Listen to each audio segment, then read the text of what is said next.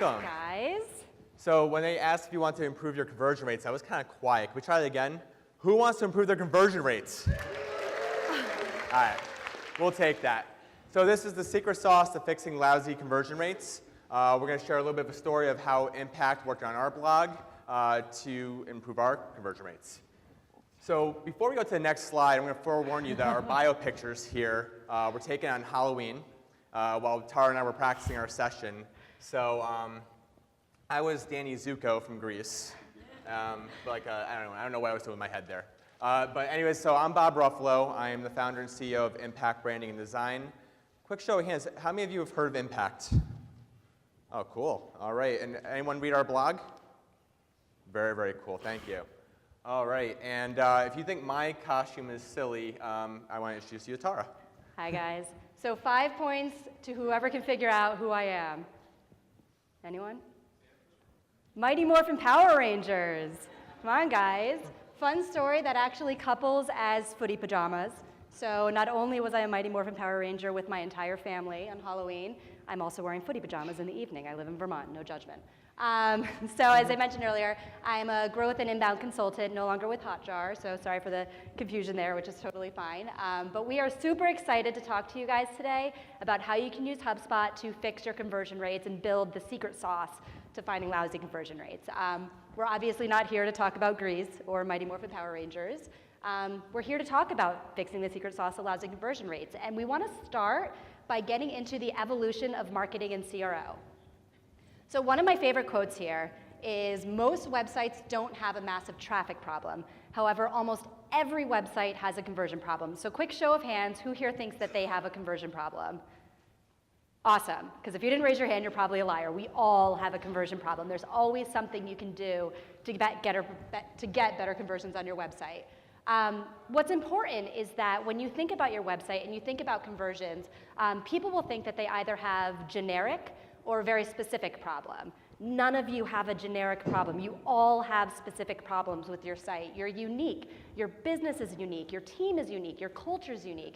So you want to think about what you can do to build your website to really get that specific problem and make it something that's impactful. But the problem that we have today is how do you stand out, right? How do you make a difference with all of the marketers, right? We've got 19,000 amazing marketers here this week, and we need to stand out from each other. We need to make a difference. So before we talk about that, we want to get into a little bit of the evolution of marketing, how we've all grown. So again, quick show of hands. Who's ever done one of these when it comes to brainstorming, right? Whiteboard, you get your blank white slate, you use Post-it notes, sometimes you use Trello, sometimes we look at what other companies are doing that makes them successful, and we're like, oh, that's a great idea, I want to try that. But the challenge is that when you think about creativity and you think about how you want to build creativity within your company, there's always a place for it. We want to be creative, we want to have fun, we want to pull out those Post-it notes and get crazy. But the problem is that when you're talking about creativity, you're talking about increasing conversion rates, you shouldn't start with the blank whiteboard. You shouldn't start with the Post-it notes or the Trello board. You have to start with science, and that's what we're going to spend a lot of time talking about today. So when it comes to brainstorming and building up your campaigns, it's not about actually creativity. You want to make sure that you're talking about conversion rate optimization. And defining CRO, it's often a common misconception that CRO is just getting more conversions off your website. That's actually not the case. Conversion optimization, by definition, is figuring out what users are looking for when they arrive at your website and giving it to them. So go to the next slide. So I want to give you an example of exactly what I'm talking about here. And here's some quick math. So say you have a budget and you're driving traffic to your website, paid search, $10,000, dollar per click, you have 10,000 visitors come to your site. If your site is converting at about 0.5%, you're getting about 50 leads. Your cost per acquisition of a lead or a customer is $200. So if conversion optimization was all about just getting more leads, you can double your budget. But it's not what you're looking for because you still have a very high cost per acquisition. So what conversion rate optimization is all about, and we talked about this in our description of the event, it's that little number between traffic and leads. Increasing that, if you just increase that number, it's actually a lot easier to improve that number than it is to drive more traffic or double the traffic come to your website. You can see how you can significantly increase the leads from your website and your cost per acquisition goes down, so actually the value of your business goes up, the value of your marketing program, because obviously you're generating at a more efficient rate. CRO is a science. I know we hit that already. And there's really two things that you need for CRO. You need data, and you need a process. Data, we're inundated with data, right? Most of us probably have HubSpot, and there's so much data inside HubSpot. There's all kinds of other tools. Hotjar is a great tool. Wistia is a great tool. There's a million tools. We have so much data. But what do we do with all that? So you need a process that allows us to ask the right questions so we can get to the area where we actually make smart decisions and improve our websites. So one of the big examples we're going to be going through today is Impact's blog. And if we actually go through, we actually increased conversions off our site within 1 year, 131%. So we more than doubled conversions off our website. We go through. So I had this hypothesis as we're going through our site. I was like, we have so much traffic, have so much great content, but our conversion rate was very, very low. So how do we fix that? So one thing we did is I went to the Conversion Excel conference, met Pep, and I was very impressed with their team. And they have a model. They call it the Research Excel model, and there's 6 steps to it. We're going to go through all 6 steps today and talk about how we applied them at Impact. But also, there's a lot of tools that you need. And actually, HubSpot enables you to do most of this model. So it was actually really simple for us to get very quick results in a very short period of time. And here are our results. So within 1 year, we more than doubled our traffic to our blog, and CRO played a role in that because we had more subscribers, so more people are going to our blog. And we overall increased our subscribers 131% to our blog. So here's a deep dive into how we did it. And hopefully you guys can walk away with how you can do it for yourselves too, which is super exciting. So stepping into step 1, we want to talk about first the heuristic analysis. Has anybody heard of a heuristic analysis before? Just a couple of you? It's basically a fancy word for saying educated guess, right? So an educated guess where you're going to go in and identify areas of interest that are happening within your site. A really important thing to think about when you're building a heuristic analysis is that it's not just something that anyone should do, right? You want to be an expert, someone that has 10 plus years or a decade of experience understanding websites, what makes them convert, so that it truly is an educated guess. And one of my favorite heuristic analysis is actually what Impact does with their website throwdown. It's correct. So has anyone heard of the website throwdown? Okay, a few people. So we're actually doing website throwdowns here at Inbound and Club Inbound. You can register for them. I think we have about 20 spots left. But like Tara just said, one of the most fundamental parts of CRO and the Research Excel model is having an expert. So if you don't have an expert in your staff, you don't know where to start, consider using one of ours. It's free, and we'll go through your site and we'll identify areas for improvement so you can have this quick list to get started pretty quickly. If you can't get into one of the live throwdowns here at Inbound, we also do them monthly as a webinar. And our next guest in December is Pep Laja from Conversion Excel. So it's a really cool guest we have. And then George B. Thomas, who's in the room somewhere, he's actually going to be our guest in January. There's brochures in your seats, and those have the dates of both throwdowns. If you want to attend those, you can submit your site, and if it's selected, we'll throw it on your site live on the monthly throwdown. So going through, what are we looking at when we do heuristic analysis? Really 5 things that we want to go through. One is friction. Is there anything on that page that's stopping the user from taking action? 2, we look at distractions. Is there anything that's drawing attention away from our conversion point? 3, clarity. Are we really clear about what's going to happen next or what the action we want them to take? 4, is there enough value for them to make the conversion? Is there enough value for them to put their information in or wherever it is to get to the conversion point? And 5 is relevancy. Is our conversion point or the offer we have there relevant to the content of the page that they're on? So this example right here, this is actually, we're going to be going through this post a lot today. This is the 10 marketing KPIs. It's actually one of our most popular posts on our site. Actually, it is the most popular. It drives like double more traffic than our homepage gets. But we had a problem on this page. This is one of the first things we noticed with a heuristic analysis. So here's a real example you can do, is the offer we had on this blog article was to enter to a giveaway where you could win 10 marketing books. So although it's a great offer, it wasn't very relevant to the blog that they landed on. So one thing that we changed was that we switched the offer and we put in an ebook that went deeper into 10 marketing KPIs, and believe it or not, an ebook outperformed a giveaway. So we tested it with A/B testing to see how it would perform, and then now our site is optimized around some more content to go deeper into KPIs. So that's a relevancy example for you. And that's a really good point that Bob just brought up too, is when you think about, as you go through the different steps we're gonna talk about today, it's really important that you just don't go out and do it, right? You wanna test everything that you run. Don't just make a guess and then make a change. Always run an A/B test, always look at the data and let the data tell you, because going through the research Excel model and going through the process and matching it with your data, it's a really great way to go in and just make sure that you're humble, right? You bring the humility to the table. We don't know everything, but our data does tell us, our users tell us. And one last thing on heuristic analysis as well, it's better when you do it as a team. So when we did our heuristic analysis and looked at all of our content, how can we improve our site, I worked with Ramona, I worked with Christine from my marketing team, I worked with Tara, I worked with Marcus Sheridan, I worked with David Merriam Scott, some of our friends, and got a bunch of different insights. So we had a big list of things that maybe we can improve upon. But again, they're all just guesses, and they're things that have to be tested.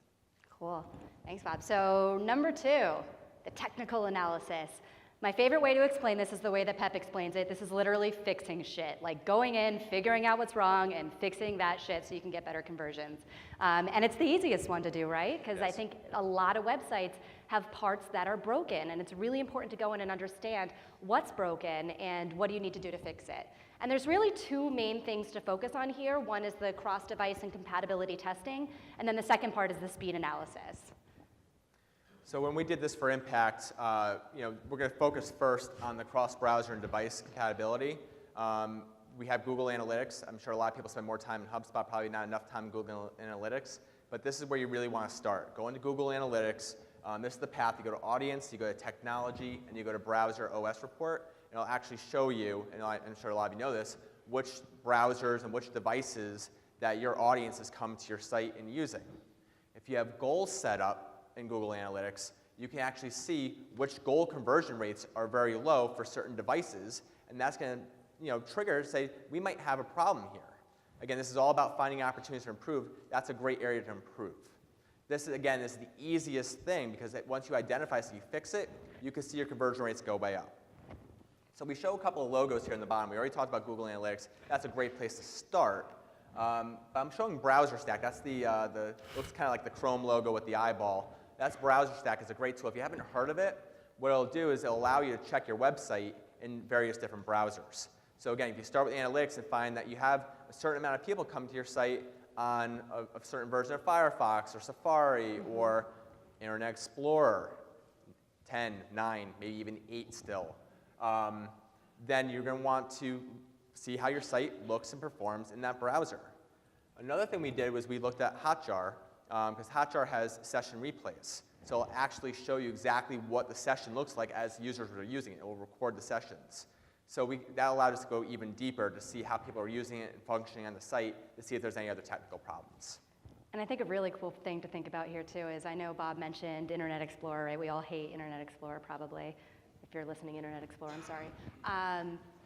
No matter how much you dislike the technology that people might be using, they could still be using it, and that's why it's so important to go through this. We're not saying fix for Internet Explorer. What we're saying is go in and understand, do you have a lot of users that are using IE8 that it's breaking on their site for some reason? Because then you can understand, is there a 0.5 or a 1% conversion rate that you can fix just by spending time with an operating system that maybe you don't love, but your users do love. So it's important to really understand what you're looking at to then know what to work on.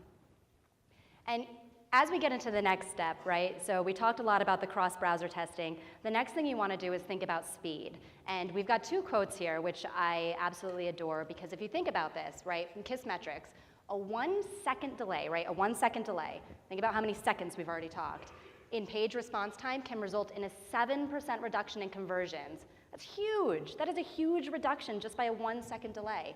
And then if you think about reducing page speed load time to actually from 8 seconds to 2 seconds, that can in fact increase your conversion rates by 74%. Again, huge. So super important that you pay attention to speed time. I mean, look at that stat. That's incredible. If you just think about what your conversion rate can be if your site was a little bit faster. So pause for dramatic effect. Right?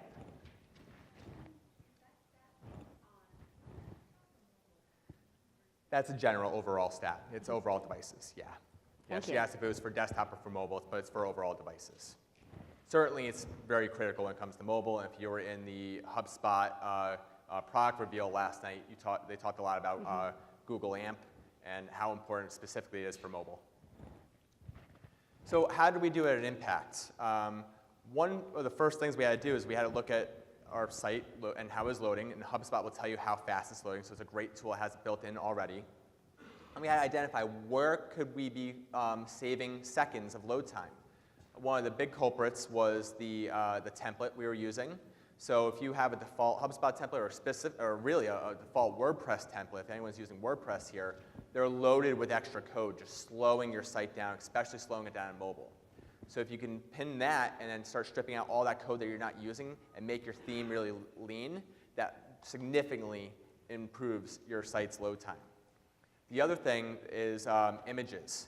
That's one of the big culprits. So you know if you ever go to a blog or even look at your blog and you have the image there and it kind of loads like this, that means your file is way too fucking big and you have to cut that down. It's really easy to do that. There are tools online that can compress images. If you have Photoshop, there's a million ways that you can do that. But that's killing your site's load time and killing it specifically on mobile. And they talked last night in the product reveal, you know, if people are hitting the back button, it's a ranking algorithm for Google, so people are leaving your site. If they're leaving your site fast, they're not converting, it's killing your conversion rate. These are all things that are very, very easy to fix. Any of you guys can do that. Yeah, like we said. One thing that we did at Impact was we actually built a script as well that allows us to go through an entire blog and just cut down the file size of all the images and all the blog articles, and that doesn't reduce the quality of the image. It just gets to exactly where it needs to be, and you have really good load time. So if you have any questions, ask me about that after. I'm sure our team would be happy to help you out. And guys, this is so easy to do. It's in HubSpot. A lot of us are already HubSpot users. So easy to do and makes such a huge impact. So the next one we'll jump into is the web analytics analysis. So far we've talked about making an educated guess, fixing shit. Now it's getting into the raw data, how things are actually working on your site. And we forgot to mention earlier in the presentation, but we put together a Trello board that we'll actually share with you guys after the session, that you'll get all of this information, so things that we'll recommend or different things to download or the presentation itself, it'll all be there. So I wanted to point out at the bottom of this page though, if you're not familiar with Google Analytics or you don't use it a lot, there is a great academy you could go to with a course on understanding just the bare bones of how to look at your data. But we also want to think about how we're using HubSpot, right? We're in a Grow with HubSpot track. There's a lot of things that HubSpot and Google Analytics both do, and they do it together, and they do some things differently. And the idea here is just to get an idea as to data on your site, how things are working. And so our friends over at Impulse Creative put this together as a great chart to show you the difference between what you're looking at HubSpot and what you're looking at Google Analytics. The best thing to do is look at both of them. But of course, if you're in HubSpot, you're not just looking at your traffic. You're also looking at your leads, your personas, user behavior, the user journey. So really understanding all of the different steps, all of the different points within your marketing funnel and how people are moving through them. And so Bob? Nope, go ahead. So inside our portal, obviously there's 3 important tools that will help you identify areas for improvement. Again, I won't tell you what to do, but I'll tell you the areas you need to focus on. So page performance will obviously tell you your top performing pages. You can click in, you can see if there's any issues on the page, calls to action, things that are missing. Very, very simple, but certainly start with your most popular pages and work your way back. Landing pages, so we had the landing page tool. I'm sure everyone's experienced using that. It will tell you how much traffic a landing page is getting and how much the conversion rate is. So you can always look at the ones that get a lot of traffic, that have a low conversion rate, and say, okay, well, what can we change on that page? Maybe do some A/B testing to see how can we get that conversion rate up on that landing page.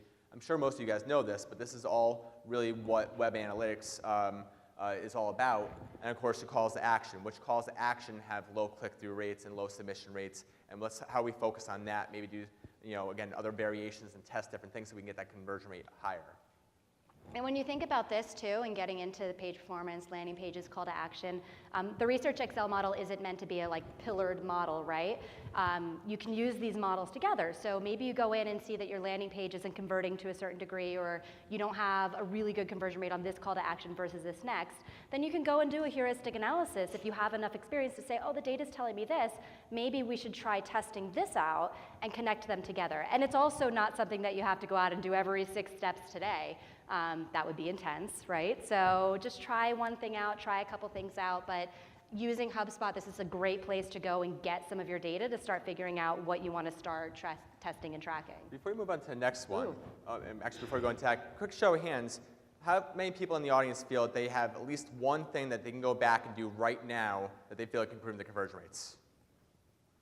Okay, we got about 70 to 80% of the room. So we have a few more things. We got 3 more steps. Let's get the rest of you guys. Yeah. That's great to hear. You have at least one thing you can go back and do right now to improve your conversion rates. So we talked about this article again. This is, again, the most popular article on our site, so I keep focusing on this. I'm sure you have some articles on your site that perform very well. Again, we noticed in Page Performance Tool, this is one of the highest performing pages. And what we did was we actually republished the article. And we made some improvements to it. We have our new layout. And if we go through, before we republished it and before we made the improvements, we saw the organic traffic for this article was already increasing anyways. It was a long-form piece of content. Obviously, Google makes changes to their algorithms. It was getting shared. It was performing very well. So we were getting a lot of traffic. We knew this is an area we had to focus on. And what we actually really looked at was inside HubSpot, it shows you submissions off of that article. So we increased our submission rate from, I think it was like 1.6, I can't read that right now, to like a 3.2. So we doubled the amount of submissions off of this one article. Again, that significantly increased the amount of leads we were generating off our blog, because it's our most popular page on our site. And that's huge, reusing data, right? I think a lot of the time we don't think to do that, but if you have blog articles that are doing well, you could always make them do better. Right, so there's that number. There it is. Cool, so mouse tracking analysis. Does anybody here use mouse tracking, heat maps? Is this something that a lot of you do use? Okay, about half of you. Awesome. So mind blown. This is some cool shit, guys. Basically, when you think about mouse tracking, and we're talking about data and how you're going to understand what's happening, it's not just about getting into your portal and saying, oh, okay, well, we've got this conversion rate right now. We've got this much traffic. You also want to know what your users are doing and how they're actually doing it. So on this page, and this is using Hotjar, what Impact was able to do is they put a heat map essentially on the blog before they made any decisions on what they wanted to do with it, and they started to look into all the steps within heuristic, right? Clarity, friction, distraction. And if you look at that picture all the way over to your left, right?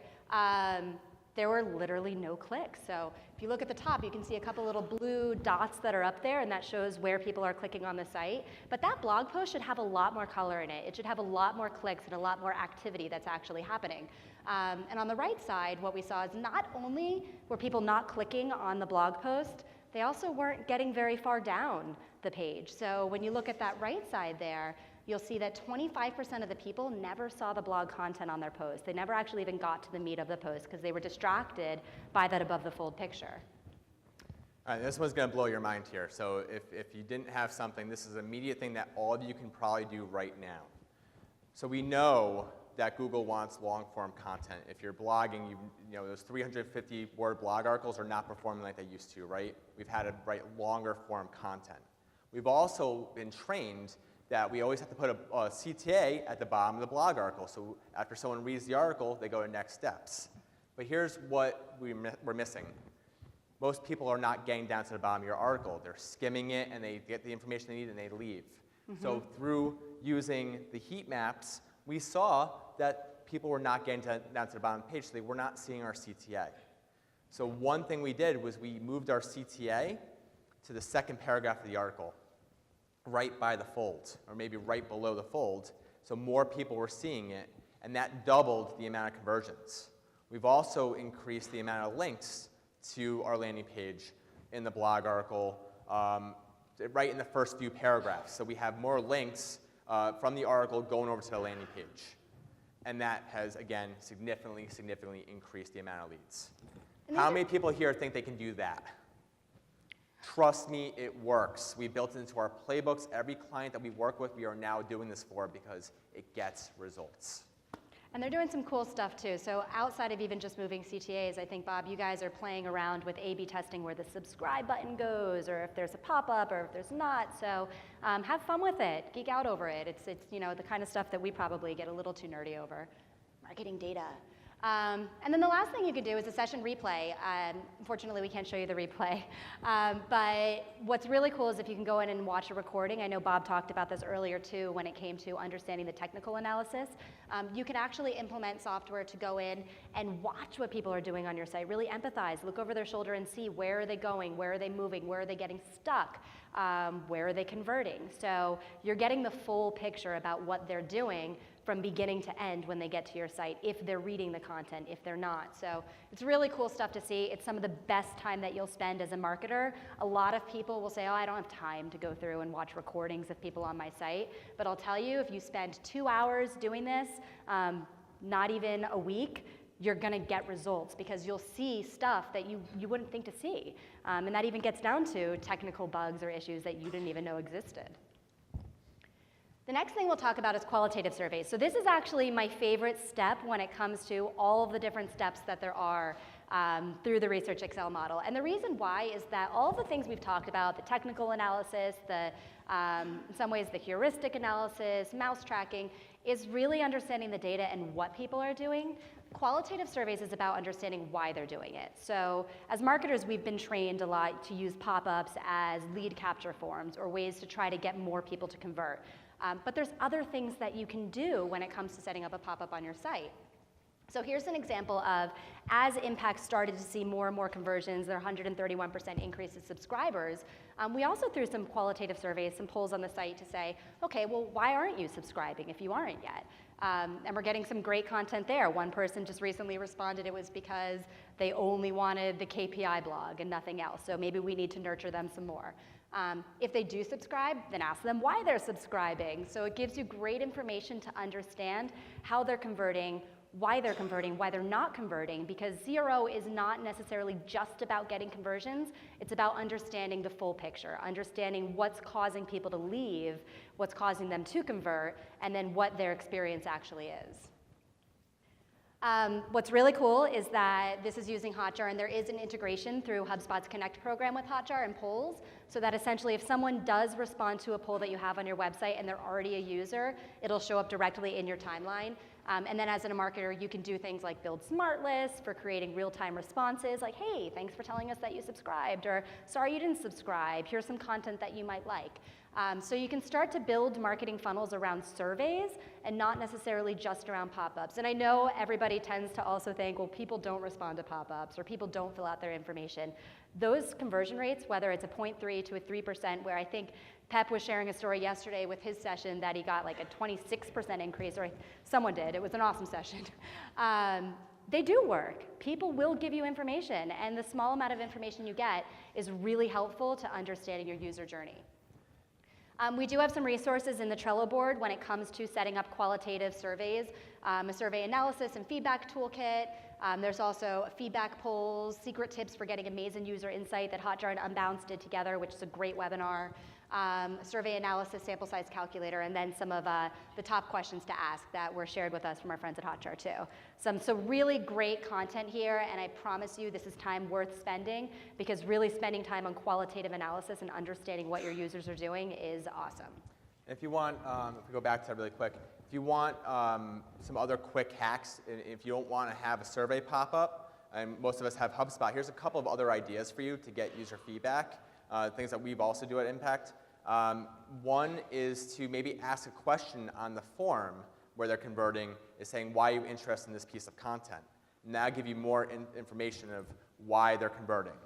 Another thing you can do is maybe on your bottom of the funnel forms, like your request a consultation or a free trial or anything like that, maybe ask a question about challenge. Like, what's your biggest marketing challenge or your biggest engineering challenge, wherever your industry is, and use that information to help create more content that can help convert them. So those are two other ideas to get more user feedback without using a poll on your site. Awesome. Cool, and so we're to the last step, user testing. User testing, what is it really about? I think this is a word that a lot of people hear, but not a lot of people do. One word, empathy. It's about empathizing with your users and understanding the process that they're going through as they use your site. So when it comes to user testing, there's really 3 different types of tests that you can run. And just to back up, essentially what it is recruiting about 3 to 5 or so people to go on your site and actually go through a user journey. And your goal is not to tell them what to do. It's not to sit there and ask them questions or ask for their opinion. You just want to watch how they're going through, where they're getting stuck, and how they're doing. And this is some of the most powerful stuff you'll do. And you can do this really, really cheap. It's not something you have to spend a whole lot of money on. It could be something where you use a Hangout, or you could use GoToMeeting. But essentially, there's 3 different ways you can execute.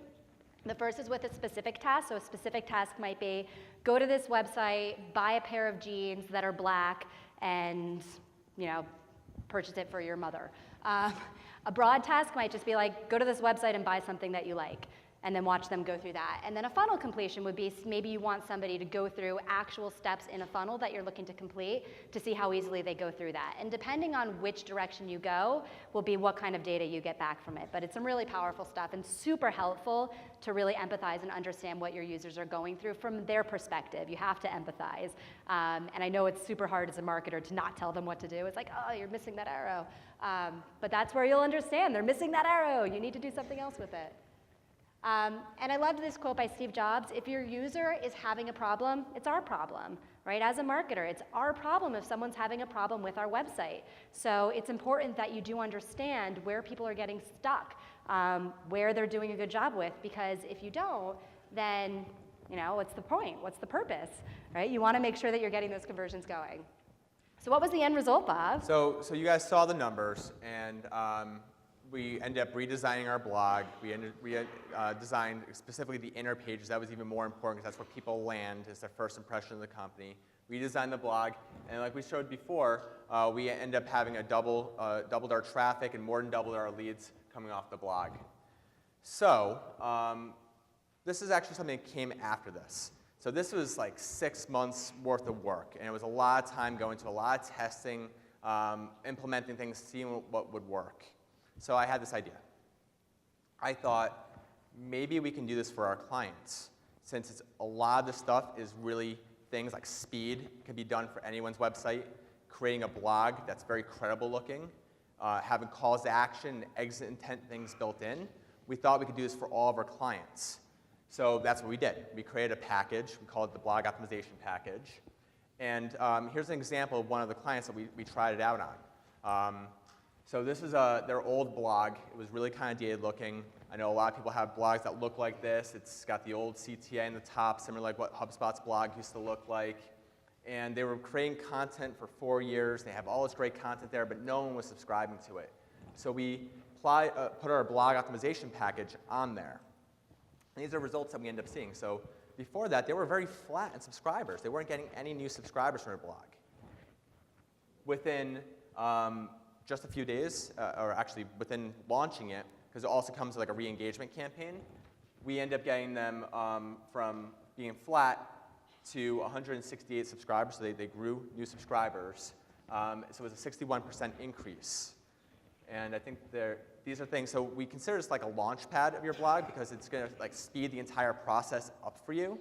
And you can have it like that. You'll have it within a few days. We made it so fast that we can just pop that into your site.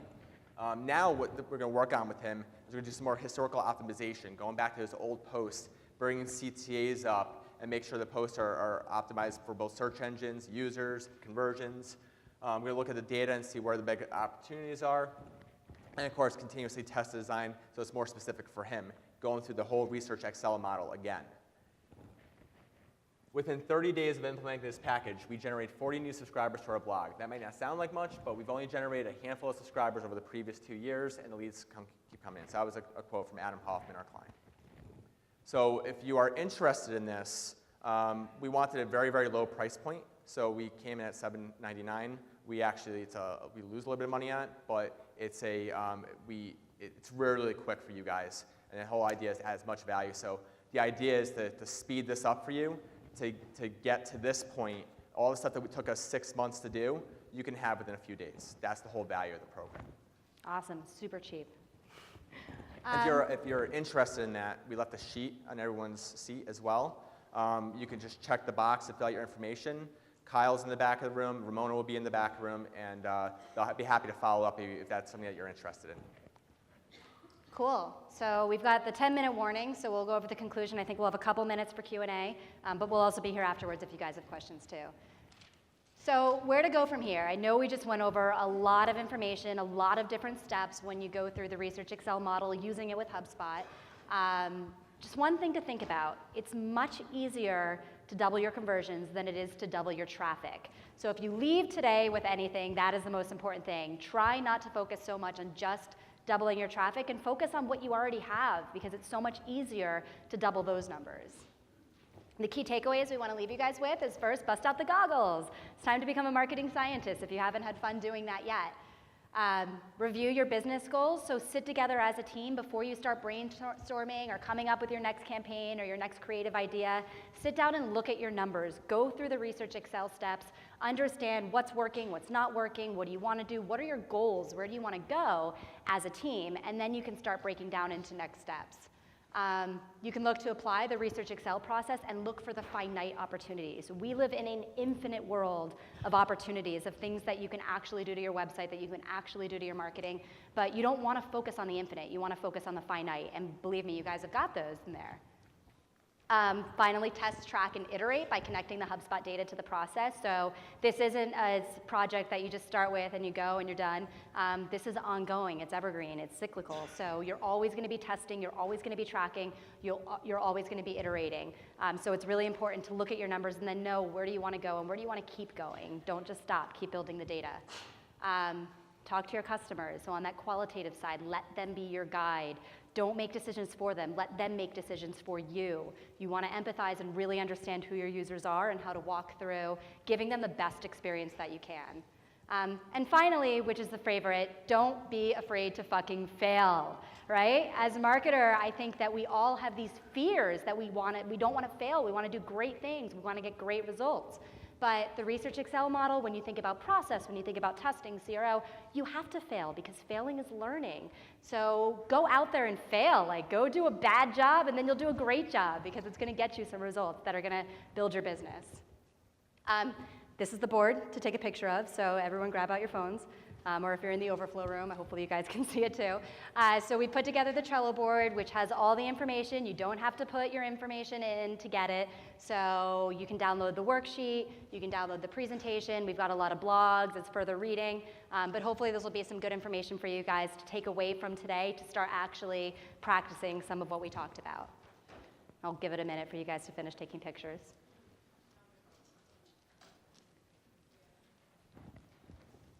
Cool. You guys all got it? Awesome. And that's it. So follow us on Twitter, please. Hopefully, if you guys have had a chance to quote some stuff from our session, but we probably have a few minutes, I think, to take questions. Otherwise, we'll be hanging out up here afterwards. Thank you, guys. Thank you.